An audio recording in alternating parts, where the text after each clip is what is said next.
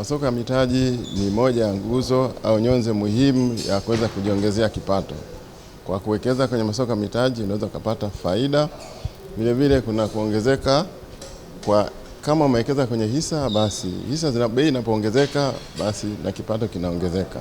Kama umewekeza kwenye bidhaa kama hii ya sharia utapata faida nzuri na ambayo itakuongezea kipato kama mwekezaji. Badala ya kuwekeza kwenye sehemu nyingine ambayo hauna uhakika na, basi ni vizuri kuwekeza kwenye mapato sukuku. Kila mtu ambaye ana nia ya kuwekeza kwenye bidhaa za namna hii ambazo zinafuata misingi ya sharia wanapata hiyo fursa. Hivyo mamlaka imeidhinisha utumiaji wa teknolojia ikiwemo na simu za mikononi ili mwekezaji aliyoko mbali halazimiki kuja Dar es Salaam kutafuta madalali.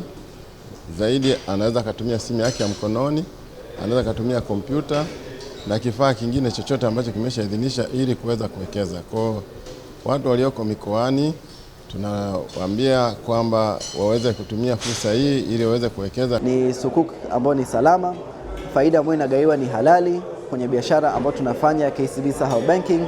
Ile mapato ambayo tunapata pale tunakugaia kama faida, 11% ndio tarajio letu, haina kodi yote. Itakuwa ni uwekezaji wa muda wa miaka mitatu. Mwekezaji ambaye anaingiza hela kima cha chini $500,000 anaweza kupata faida ambayo ni halali ya 11% kwa mwaka, ambayo italipwa kila baada ya miezi mitatu. Kwa hiyo atakuwa analipwa mara 4 ndani ya mwaka. Hii ambayo analipwa faida haikatwi kodi, yani hamna kodi ya zuio, yani withholding tax. Na mwekezaji pia atakuwa anaweza kuuza hiyo sukuki yake ambayo tunasema ni cheti ndani ya soko la hisa baada ya haya mauzo ya awali, ili kuongeza ujumuishaji wa fedha ndani ya Tanzania hii ya leo. Ukienda sasa hivi kwenye uwekezaji mwingine wa miaka 5 sokoni wa riba, asilimia kwa mwaka ni 10.5%. Lakini hii ni uwekezaji wa halali, lakini pili pia faida yake ni kubwa kuliko hata ule uwekezaji ambao sio halali. Kwa hiyo ni fursa watu ambao wana fedha zao, na uwekezaji wa sukuku ni riski yake ni ndogo. Kwa hiyo kama wewe ni mstaafu, kama wewe ni mfanyakazi, kama wewe ni mfanyabiashara, kama ni Mtanzania uko nje ya nchi, ni uwekezaji mzuri unakufaa na riski yake ni ndogo.